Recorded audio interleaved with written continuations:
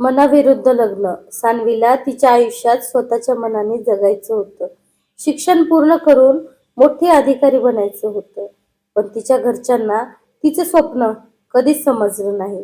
कारण त्यांच्यासाठी मुलगी म्हणजे योग्य वय झालं की लग्न करून सासरी पाठवायची जबाबदारी होती. आणि म्हणूनच एका संध्याकाळी तिचे वडील तिला म्हणाले की पुढच्या महिन्यात तिचं लग्न ठरलं आहे. ते ऐकताच तिच्या पायाखालची जमीन सरकली. कारण ज्या मुलाशी तिचं लग्न ठरलं होतं त्याला तिने कधी पाहिलंही नव्हतं. ती रडली, विनवण्या केल्या, आईसमोर हात जोडले, पण घरात कुणालाच तिच्या भावना महत्वाच्या वाटल्या नाहीत.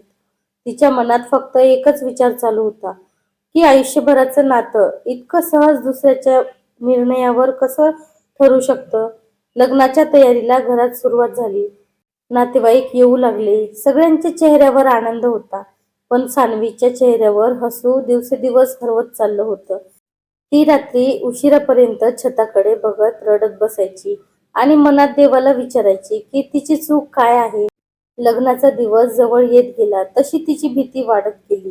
कारण तिला स्वतःचं आयुष्य कोणाच्या हातात जात आहे हेही माहीत नव्हतं. अखेर लग्नाचा दिवस आला. मंडपात सगळे आनंदात होते. ढोल ताशाचा आवाज, लोकांची गर्दी, फोटो काढणारे कॅमेरे. पण त्या गोंधळात सान्वीचं मन पूर्णपणे हरवलं होतं. समोर बसलेला आर्यन शांत स्वभावाचा दिसत होता. पण तिच्या मनात त्याच्याबद्दल राग होता.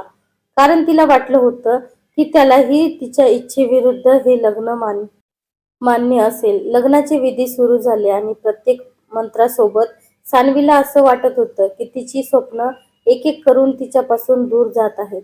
7 फेरे संपले आणि ती कायमची दुसऱ्याच्या घरची झाली. लग्नानंतर ती सासरी गेली पण तिथेही तिचं मन लागत नव्हतं. ती सगळ्यांशी कमी बोलायची, स्वतःमध्येच राहायची. आर्यन तिच्याशी शांतपणे वागायचा पण ती त्याच्याकडे दुर्लक्ष करायची. कारण तिच्या मनात अजूनही बंड सुरू होतं. काही दिवसांनी आर्यनने तिला विचारलं की ती इतकी दुःखी का असते. तेव्हा पहिल्यांदाच सान्वीने मन मोकळं केलं आणि सांगितलं की तिला हे लग्न नको होतं. तिची स्वप्न वेगळी होती. तिला स्वतःचं आयुष्य स्वतः ठरवायचं होतं. आर्यन काही वेळ शांत राहिला आणि मग म्हणाला की त्यालाही हे लग्न जबरदस्तीने करावं लागलं कारण त्याच्या आईची शेवटची इच्छा होती. ते ऐकून सान्वी थोडी थबकली. कारण पहिल्यांदाच तिला जाणवलं की ती एकटी दुःखी नाही. त्या दिवसानंतर दोघांमध्ये थोडं बोलणं सुरू झालं.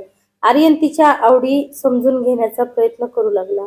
तिला पुन्हा शिक्षण सुरू करायचं आहे हे कळल्यावर त्याने तिला फॉर्म भरायला मदत केली. सुरुवातीला सान्वीला त्याच्यावर विश्वास ठेवणं कठीण जात होतं. पण हळूहळू तिच्या मनातला राग कमी होऊ लागला. ती कॉलेजला जाऊ लागली, नवीन लोक भेटू लागली आणि बऱ्याच दिवसांनी तिच्या चेहऱ्यावर खरं हसू दिसू लागलं. एके दिवशी कॉलेजमधून परतताना पावसात ती अडकली आणि आर्यन तिला शोधण्यासाठी आला. त्याने शांतपणे तिच्यासाठी छत्री धरली आणि त्या क्षणी सान्वीला जाणवलं की काही नाती जबरदस्तीने सुरू झाली तरी त्यात माणुसकी आणि समजूत असेल तर ती सुंदर होऊ शकतात. दिवस पुढे सरकत गेले तसे दोघं एकमेकांचे मित्र बनले. ते एकत्र चहा प्यायचे, छोट्या छोट्या गोष्टींवर हसायचे. सान्वी तिची स्वप्न त्याच्यासोबत शेअर करू लागली आणि आर्यन तिच्या प्रत्येक निर्णयात तिच्या पाठीशी उभा राहू लागला. एक दिवस सान्वीला मोठ्या कंपनीत नोकरी मिळाली आणि ती आनंदाने रडू लागली.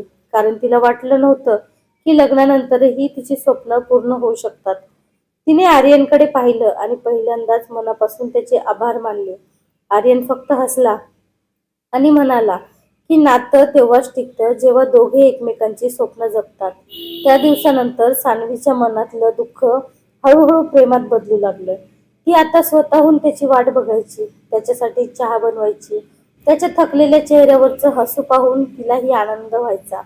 एक रात्री दोघं घराच्या टेरेसवर बसले होते. थंड वारा वाहत होता आणि शहर शांत होतं. तेव्हा आर्यनने तिला विचारलं की जर पुन्हा संधी मिळाली असती तर ती हे लग्न केलं असतं का. सान्वी काही क्षण शांत राहिली आणि मग हसत म्हणाली की त्या दिवशी नाही पण आज नक्की केलं असतं. कारण आता तिला लग्न म्हणजे फक्त 2 कुटुंबाचं नातं नाही तर 2 मनाचा प्रवास वाटला होता. आर्यनने तिचा हात हातात घेतला आणि दोघेही शांतपणे आकाशाकडे पाहत राहिले. त्या रात्री सान्वीला पहिल्यांदाच असं वाटलं की आयुष्य संपलेलं नाही तर खरं तर नव्याने सुरू झालं आहे. तर कशी वाटली